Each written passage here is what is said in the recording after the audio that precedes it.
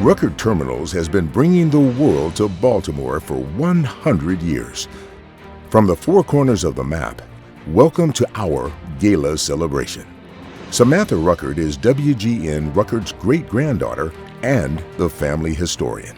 I think that was one of the biggest surprises for me, is that photo of Cap Rukert in his Army uniform from 1918 at Camp Hollibird is the earliest surviving photo that we have of Cap Rukert. So it's almost as if his identity pre-Cap didn't exist.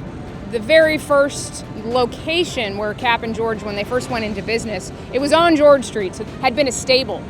Cap and George started the moving and storage business in 1921. The story goes that one day he overheard some folks talking how the French were going to start bringing potash back to Baltimore after a pause during World War I. I believe he told Helen years later, well, that was like sweet music to my ears. I think immediately recognized that he had the knowledge and the capability and the desire to get involved in that and to pivot or expand from the moving and storage business, which was also going very well.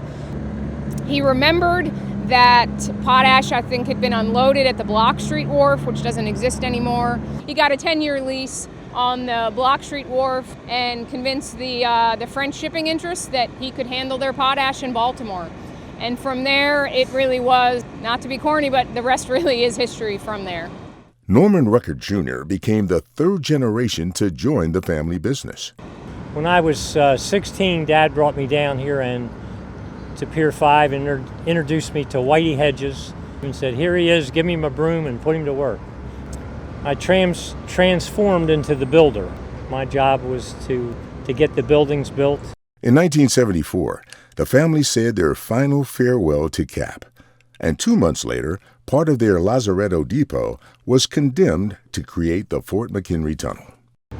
We found out we were going to lose Lazaretto, which was our heart, and we didn't know what we were going to do. This was a tipping point that could have ended the Rukert business. They decided to acquire even more land to make up for the acres lost to the Fort McHenry Tunnel construction. Improving Pier 5 and acquiring a new gantry crane became Norm's next priority. Crane companies were only interested in container cranes, so we had to find a company that would build a bulk unloader. The building of that crane and making it, getting it to work enabled us to build the company for the next decades. We took the $3.1 or $2 million and bought property and borrowed money, and so probably it was the best thing that ever happened to us.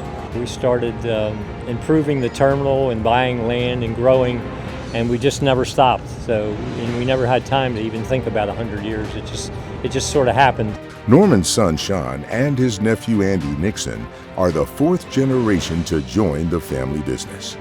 If Cap or my grandfather were here, I don't think they would recognize where they were. It would be an amazing feeling to show them how the business has grown. That would be a very proud moment. In the last 50 years, we've tripled in size. In 100 years, I can't even imagine. I was always encouraged growing up as a child. My dad always said, come on, we're going to work.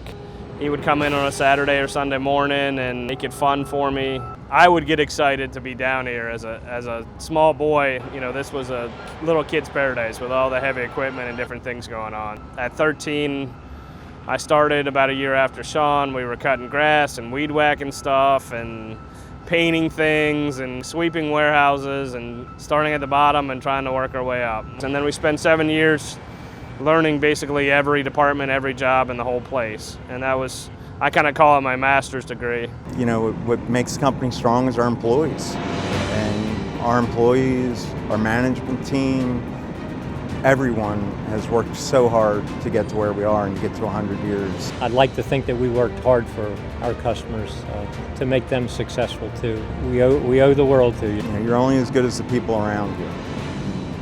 That's always been our motto. Dedicated people make us happen. That's the key to this whole thing, is our people are the best in the business, and I'm so proud of them and what they do every day. It's been a great 100 years, and I want to thank our customers and our vendors for sticking with us all this time, and especially our employees that I've known so many of them through the years, and they've just been wonderful, hard workers, and they've made us all successful, and hopefully we've made them successful too. Our founder, Cap Rukert, always gets the last word. I'm a decided disciple of private enterprise. I like to do things for myself in my own way and take my own initiative. Our progress has been wonderful, I must say.